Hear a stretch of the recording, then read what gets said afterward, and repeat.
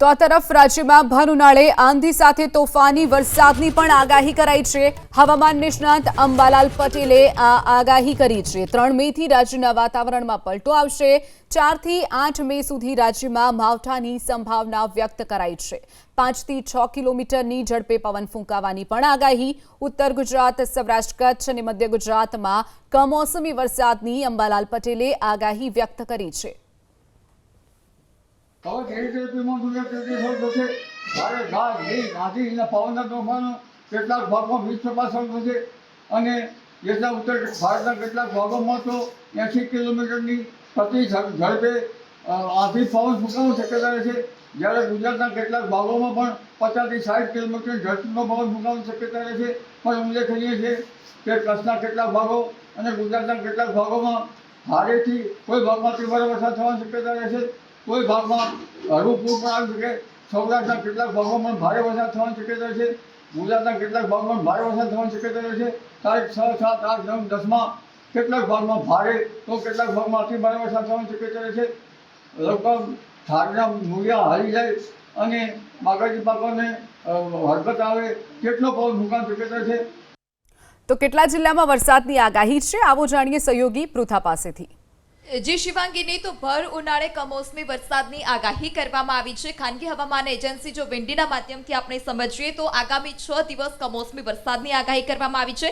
જો 5 તારીખની વાત કરવામાં આવે તો અલગ અલગ વિસ્તારમાં ભારે પવન પણ ખાબકી શકે છે। જો તેમાં વાત કરીએ તો દક્ષિણ ગુજરાતમાં પણ ભારે પવન જોવા મળશે। ત્યારબાદ જો મધ્ય ગુજરાત અને ઉત્તર ગુજરાતની વાત કરવામાં આવે તો ત્યાં પણ જે પવનનું જોર છે તે વધુ જોવા મળશે। વાત કરીએ રાજપીપળામાં પણ વરસાદ ખાબકવાની આશંકા છે, પવનનું જોર ત્યાં પણ હશે। આગળ બોડેલી છે, ગોધરા છે, વડોદરા, આમોદ, ખંભાત, નડિયાદ, ગોધરા, લુણાવાડા, અમદાવાદ, ધોળકા આ તમામ એ વિસ્તાર છે કે જ્યાં ભારે પવન પણ ફૂંકાઈ શકે છે। તો ઉત્તર ગુજરાતમાં કમોસમી વરસાદ પણ ખાબકી શકે છે। હિંમતનગર છે, ત્યારબાદ મહેસાણા છે, ત્યાં પણ વરસાદની આગાહી કરવામાં આવી છે। રાધનપુરમાં વરસાદ ખાબકી શકે છે, રાપરમાં વરસાદ ખાબકી શકે છે, ત્યારબાદ ખાવડા છે, ત્યાં પણ વરસાદની આગાહી કરવામાં આવી છે। અલગ અલગ વિસ્તારમાં પવન પણ જોવા મળશે। ભાવનગરમાં પણ ભારે પવન ફૂંકાઈ શકે છે, આ સાથે જ વરસાદ પણ ખાબકી શકે છે।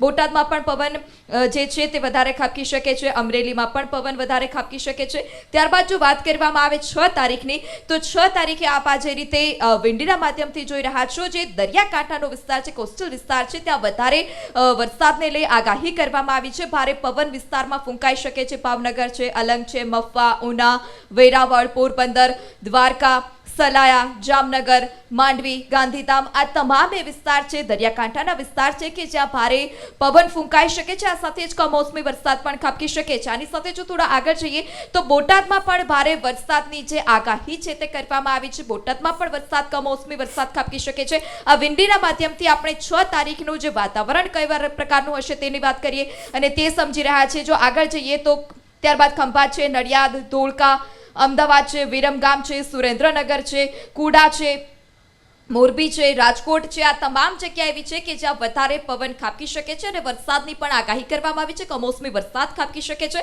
અને 7 તારીખની વાત કરવામાં આવે તો 7 તારીખે જે દરિયાકાંઠાનો વિસ્તાર છે ત્યાં ભારે વરસાદ ખાબકી શકે છે। આ સાથે જ જે દક્ષિણ ગુજરાતનો વિસ્તાર છે, દક્ષિણ ગુજરાતમાં પણ કમોસમી વરસાદ ખાબકી શકે છે, ભારે પવન ફૂંકાઈ શકે છે।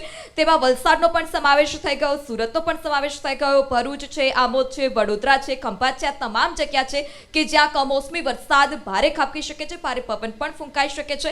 અને જે જૂનાગઢની વાત કરીએ તો જૂનાગઢમાં જે આ પિંક કલર છે એટલે કે ત્યાં જે વરસાદની શક્યતા છે, તીવ્રતા છે તે વધુ જોવા મળશે। એટલે કે જે કચ્છનો ભાગ છે અને દરિયાકાંઠાનો ભાગ છે ત્યાં વધારે વરસાદ ખાબકી શકે છે।